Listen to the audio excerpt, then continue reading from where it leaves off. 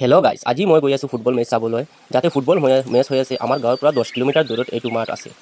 বৰ্তমানে মই উঠিছোঁ মোৱা চৰকত চাওক আপোনাৰ ৰাস্তাৰ ফালে কিমান ধুনীয়াকৈ গছ গছনি লগাই আছে, কোম্পানী আছে ছাইডৰ ফালে, চাওক আপুনি কিমান ধুনীয়া ৰাস্তাটো। এতিয়া মই আহি গৈছোঁ য'তে ফুটবল হৈ আছে তাৰ ওচৰতে ৰাস্তাটো মানে বৰষুণৰ পানীত পূৰা বোকা হৈ গ'ল। ইয়াৰ কাৰণে আমি ছাইডৰ ফালে বাইক গাড়ী চব ৰাখি কিনি আমি খোজকাঢ়ি এতিয়া গ্ৰাউণ্ডত গৈ আছোঁ। চাওক কিমান মানুহে বাইক ৰাখিছে ৰাস্তাতে, কিমান মানুহে খেল চাবলৈ আহিছে। এতিয়া মই গৈ আছোঁ গ্ৰাউণ্ডত চাব। এতিয়া গ্ৰাউণ্ডত আহি গৈছোঁ, চাওক কিমান মানুহ আহিছে খেল চাবলৈ, কিমান ধুনীয়া অডিয়েঞ্চ। চাওক আপুনি খেলটোত বৰ্তমানে অলপ ষ্টপ হৈ আছে, মানে খেলটোত অলপ কাজিয়া হৈ গ'ল। কাজিয়া হোৱাৰ কাৰণ হ'ল কমিটিয়ে কৈ আছে 7জনকৈ প্লেয়াৰ হ'ব, কিন্তু আমাৰ টিমে কৈ আছে 9জনকৈ খেল হ'ব লাগে, কিন্তু কমিটিয়ে এইটো কথা মানা নাই। ইয়াৰ কাৰণে খেলটো বৰ্তমানে অলপ ষ্টপ হৈ আছে।